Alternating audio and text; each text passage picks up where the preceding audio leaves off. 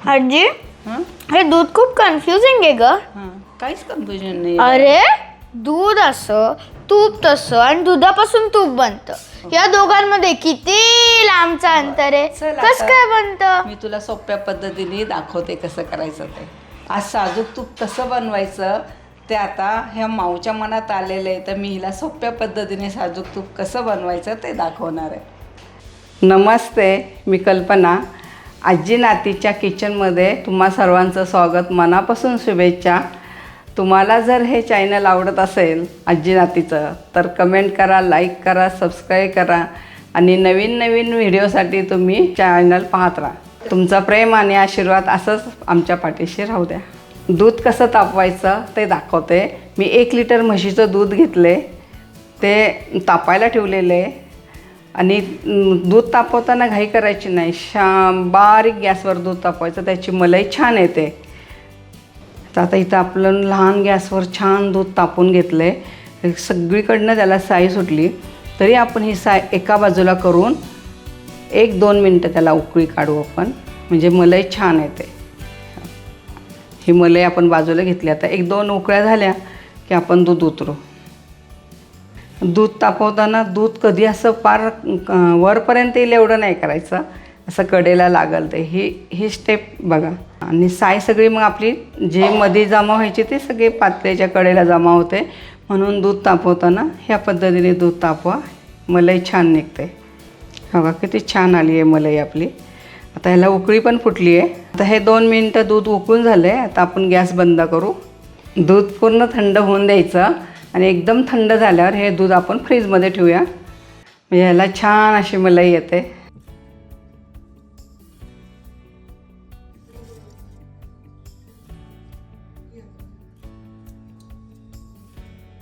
आता हे दूध आपलं थंड झालेलं आहे.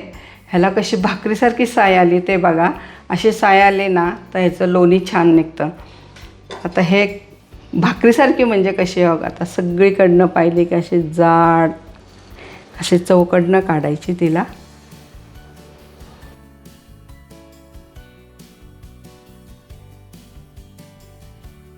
तर आपण त्याचं आता विरजण लावायला घेऊ.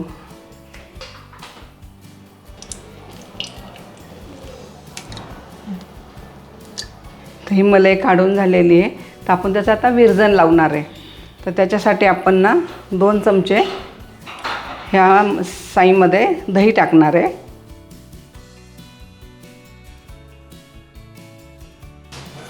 बस 2 चमच्यामध्ये विरजण लागतं आणि हे मिक्स करून घ्यायचं, मलाई आणि दही.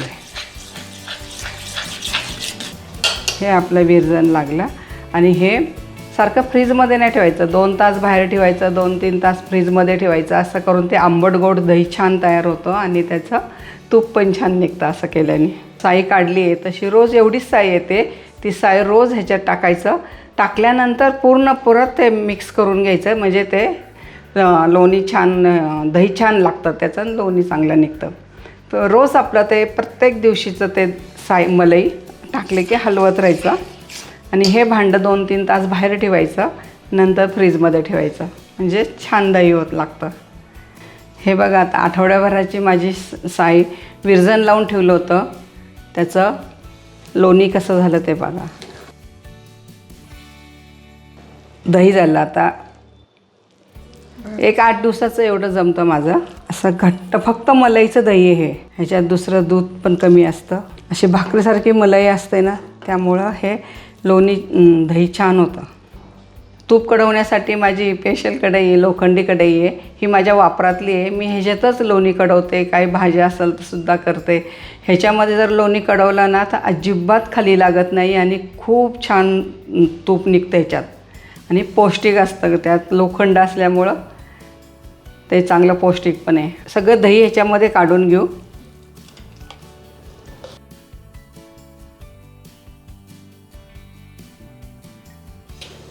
बघा हे आठवड्याचं माझं. आपण काढलेलं दही घुसळून घेऊया. ह्याच्यापासून लोण्याचा गोळा कसा तयार होतो ते दाखवते आहे मी. तर हे रवी घेतली आहे मी आणि थोडं पाणी घालणार आहे मी ह्याच्यात, ते लोणी सुटण्यासाठी. एक 5 मिनटात हे लोणी होतं, जास्त वेळ नाही लागत आहे.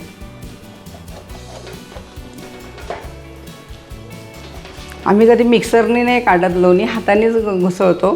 छान होतं हे लोणी आणि 5 मिनटात होतं.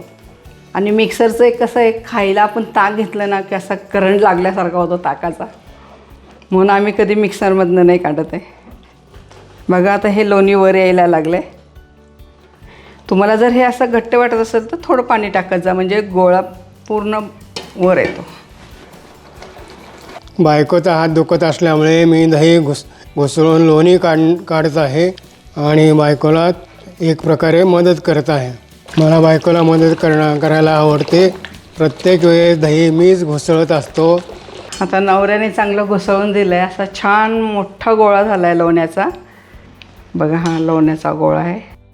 बघा असा पाण्यात तरंगला पाहिजे त्या ताकात.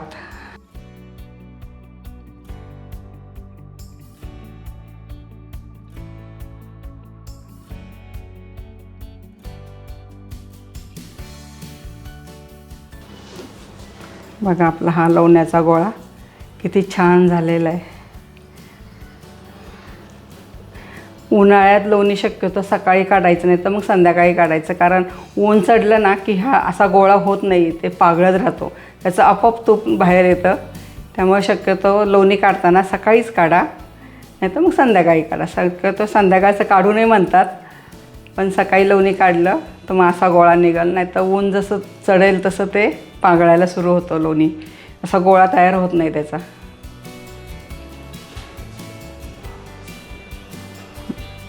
आता हे खाली जे उरलं आहे ते आपलं ताक आहे. तर आता हे ताक काढून घेऊ आणि ह्याच्यातच आपण लोणी कढवणार आहे. कारण ह्याच्यात लोणी कढवलं की खूप छान लोणी कढतं आणि तूप अजिबात खाली लागत नाही. आपल्याला हवं तसं हे तूप काढता येतं लोखंडी कढईमध्ये.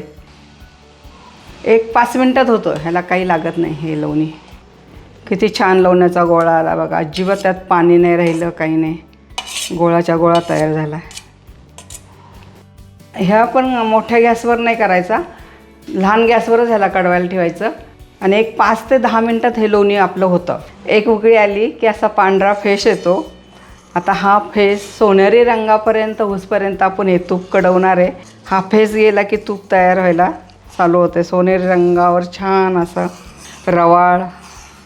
आता इथं तूप कडून छान झालं आहे बघा. अजिबात खाली कुठं लागलं नाही. पूर्ण त्याची ती बेरी म्हणतात ना ती अशी वर आलेली आहे आणि आपलं तूप झालेलं आहे. तूप रवाळ होण्यासाठी आपण चिमूट भरायच्यात मीठ टाकणार आहे आणि आपलं थोडंसं पाण्याचा शिंतोडा, म्हणजे आपलं तूप झालं की नाही हे कळतं. आता आपण पाणी टाकलं ना की ते अंगावर उडायची शक्यता असते, तर पाणी टाकलं की आपण थोडंसं मागे सरका.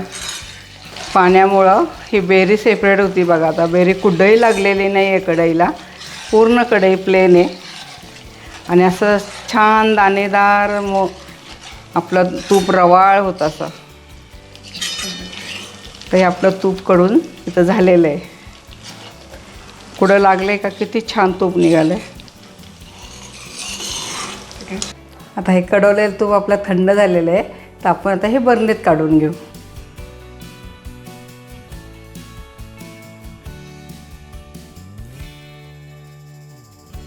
आता हे जरा कोमट तूप आहे म्हणून असं पातळ आणि असं दिसतंय.